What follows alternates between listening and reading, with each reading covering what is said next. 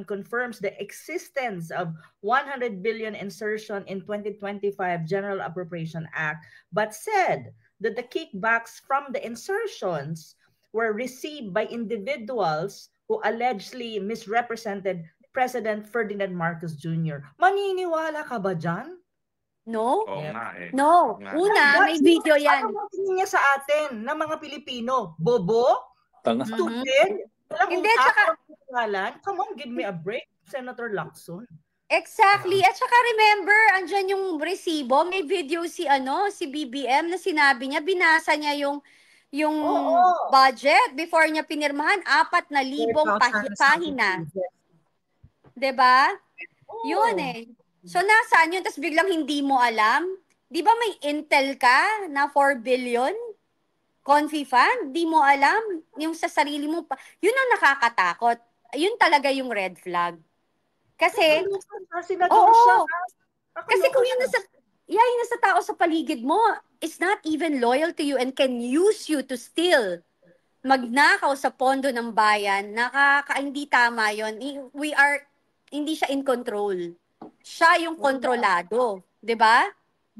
Yeah. Well, yun nga ako nagtataka eh. Kasi ako, matagal na akong tagahanga ni Ping Lacson. Hinangaan ko yan kasi nga, yung mga panahon nung Hello Garci, aktibo-aktibo siya, talagang pinag-editin siya ng GMA, so nanindigan siya, nagtago pa siya, tinaniman siya ng kaso. Ako pa tumayong tagapagsalita niya habang siya nagtatago ng mga panahon na yon. Pero hindi ko talaga maintindihan ngayon dahil sa mulat-mula, siya yung nag-expose ng mga katarantaduhan sa pork barrel ng budget. Tapos ngayon, parang siya yung number one defender at itong dinipensa nga niya na itong 100 billion na hindi daw presidente na kinabang dyan. No? Samantalang malinaw naman. Sinong paniniwalaan natin? Yung chairman ng Committee on Appropriation ng House of Representatives na malapit ang lapit kay Tambaluslos at kay presidente o siya na ang alam naman natin at talaga namang dati-dati talaga independyente siya at hindi ko alam na nagkaroon siya ng matinding relasyon kay Marcos. Parang nagsimula lang yan nung tumakbo siya dito sa ticket ni Marcos itong huling eleksyon at nanalo nga. No? Diyan lang nagsimula talaga yung samahan nila. Pero in terms of credibility, mas papaniwalaan ko si Zaldico. Dahil si Zaldico naman, in the know talaga kung anong ginawa nila sa budget. No? Of so ano course, kaya nangyari kay Ping Lacson? Ano kaya nangyari kay Ping? Yeah. Mapapaniwalaan mo si Zaldico lalo na ngayon. Kasi siya mismong umamin na tama nga si Zaldico. May 100 billion insertion. Ang sinasabi lang ni Lacson, hindi si Presidente ang nag-benefit. Ang sinasabi ni Zaldico, hindi. Yung nasa taas ang nag-benefit. So, ibig sabihin, kung titignan mo kung sinong may credibility at nagsasabi ng totoo, mas doon ako kay Zaldico. Kasi bakit? Kasi kung ikaw lang, simpleng logic lang. Hindi mo kailangan maging PhD holder para maintindihan ito. At the end of the day, sino ang nasa taas? Sino ang sinusunod ng lahat? 100 billion, hindi alam ng presidente? That's too much. What do you think of us, Mr. President? Stupid people? Hello? Akala nila siguro, puro ano tayo. Ano pangalan si Hindi Bobo? Si Poverty? Ano pangalan nun? Si Gadon. Gadon na record holder, 2 beses na disbar ng Korte Suprema. My gosh. Alam mo, sabi nga go. Well, go ahead, sis. Go ahead. Well, kapag nakatikim 'di ba? Nakatikim siguro ng pera, hindi natin. I'm very disappointed with Senator Lacson kasi I was expecting that he will protect all those witnesses. At saka yun nga, tama kayo, di ba? For the past few years, ang laban niya talaga, anti-corruption. Tapos bigla ngayon, what happened? Di ba parang anong nangyari? Kung kailan ka tumanda, nag-iba yung ihip ng hangin. Di ba dapat pagpatapos ka na sa politika, mas nag-iiwan ka na ng legacy?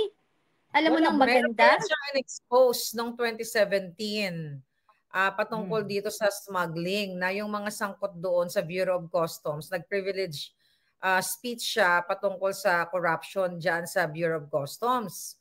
Pero tignan mo, kumusta naman siya? Tinututukan niya ba yan? Kasi yung mga personalities na sangkot ng 2017, the same personalities na inupo o na andyan, inupo ni Bangag dyan sa Bureau of Customs na sinasabi nga ng State Department na most corrupt. I mean, napaka-corrupt nitong Bureau of Customs. Dahil grabe yung bribery, grabe yung pangingikil nila. Kumbaga, Kaya ano nangyari kay Lacson? Ay di alam nyo na, baka meron siyang maletang may post-it sa taas. Yeah. Siguro may mga sikretong alam din sa kanya, biglang nawala eh. Tapos even yung saan ka nakakita na lahat na lang dyan sa Blue Ribbon Committee na lahat ng testigo is hindi mali. Alam mo yung mali, parang walang tama, di ba? Lahat nagsisinungaling. Pero, Ito pa, may bago lang ngayon na nakalabas. So ngayon, nung una, ang kanilang ginagawang, ang lahat ng blame, nilalagay nila kay Saldico, di ba? Kasi si Saldico hindi pa nagsiwala. Ngayon naman, Lacson naman, ang tirada naman niya ngayon, ang kanyang tirada, ang style, si Bersamin. Sabi niya, Lacson discusses Lucas Bersamin's alleged role in the kickback scheme. So, si Bersamin, nag-resign si Bersamin, di ba? So ngayon si Bersamin, sabi ko nga, kung ako si dating chief ng Supreme Court, ni Lucas Bersamin, kumanta na rin ako para tabla na siya eh. Tablahin na. May nagsabi sa akin, may nagsabi sa akin na ang plano nila, lahat makukulong, hindi lang daw sila.